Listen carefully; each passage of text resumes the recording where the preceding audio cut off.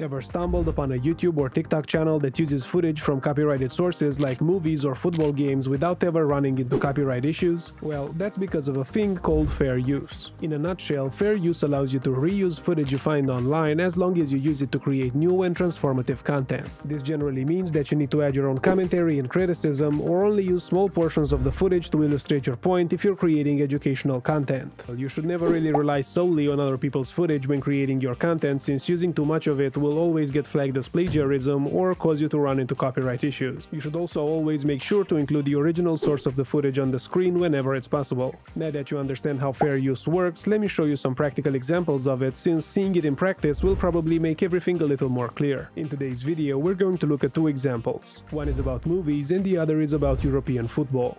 Despite the thematic differences, you'll see that they're both pretty closely related. On top of that, I'm also gonna show you how you can create your own educational videos without running into copyright issues as long as the footage you're using is already on YouTube. Before we start though, it would be nice if you could subscribe to the channel and give us a thumbs up to show your support. I'm also going to enlist the help of artificial intelligence to help me make these videos. I'm going to use Flixer for editing and then use ChatGPT to help me write my script. In order to have success in a certain niche, you need to be knowledgeable about the topic in the first place. For example, there's a lot of buzz right now about the new Joker movie coming out in 2025 with Joaquin Phoenix reprising his role as the infamous villain. That means we can make a video like the top 3 things you didn't know about Joaquin Phoenix. I'm a fan of his work, so I already know that legendary director Werner Herzog happened to save his life after a car accident, so we can start from there. If you need more help, you can always ask ChatGPT for something like 10 shocking facts about Joaquin Phoenix. I went through this list and decided to add the one about him being vegan and the one about him breaking an antique toilet on set to our video. If you're going to rely on ChatGPT for this, however, you should always look the facts up yourself afterwards in order to verify that they're real, since you don't want to be spreading misinformation. Now that we've got a basic idea for our video, we can ask ChatGPT to write us a script of about 1200 characters, since we're going to make this a YouTube short. With ChatGPT, the results aren't always perfect, so I'm going to specify that it needs to include these 3 facts in the following order: his car accident, the toilet incident, and his veganism. I'll also ask ChatGPT to start with the line, "Joker 2 Folie à Deux is coming to theaters soon, but before that, here's 3 shocking facts about Joaquin Phoenix." This part is crucial since it's going to serve as our hook. You always want to start by mentioning the upcoming movie before moving on to the facts.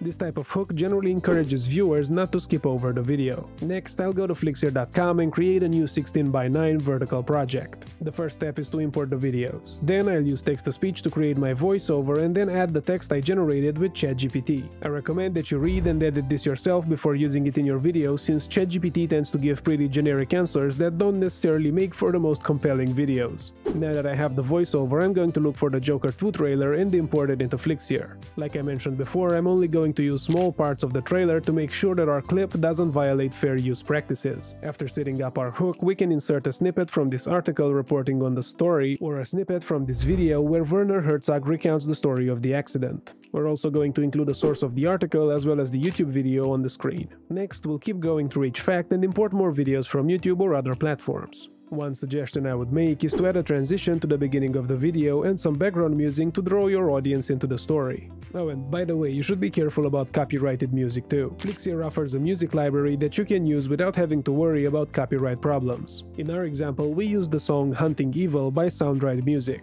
I won't go through each of the scenes I created, but what you need to understand is that in order for your video to be successful, it needs to have pretty fast pacing. Whether you add more transitions or use the sounds library to spice up your clip, you need to find a way to keep your viewers engaged until the end. After adding in the images, clips, and sound effects, your video is ready for export.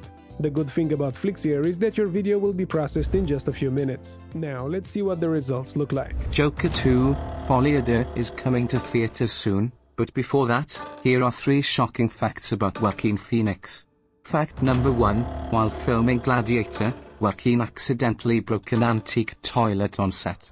A common question we get is whether you can upload a video like this without running into copyright issues. Well, we definitely know that it's possible since we've already created a new channel and uploaded the video there. It's public on YouTube and so far we haven't had any issues. The catch to repurposing content like this is that you need to put your own twist on it and add your own value to the video. However, our test didn't stop there. We decided to try this in another niche to see if we just got lucky with the first video. So I opened Flixer again and started a new project, this time about Erling Haaland. For those of you who haven't heard of Haaland, he's a very young and talented football player. I went over to ChatGPT and asked it for some lesser known facts about Haaland.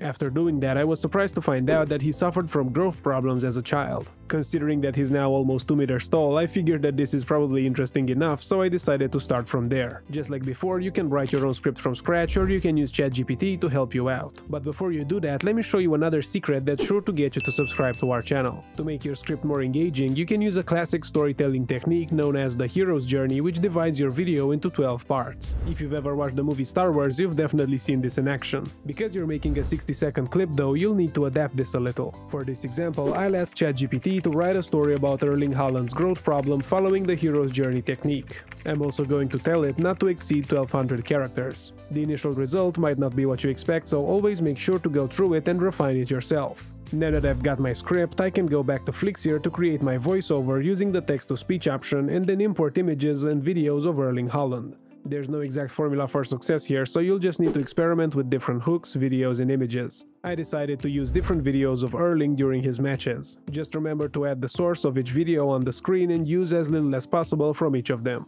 To make sure you really understand how fair use works, we made yet another clip, this time about Jude Bellingham. It's up on our YouTube and TikTok channel right now and hasn't run into any copyright issues yet. However, keep in mind that even though these techniques work for us, that doesn't make them 100% foolproof. Copyright owners can always take your video down if they feel like you're infringing on their copyrights, so always make sure to use as much of your own original footage as possible. You should also make sure to give credit to the original creators of the video and provide the source of the footage on screen rather than burying it in the description. Well, I hope this video has answered your questions about fair use and what it means for your content. If you want to get more views on your videos, I recommend checking out our video on how to make good hooks for your clips. Until next time, happy editing!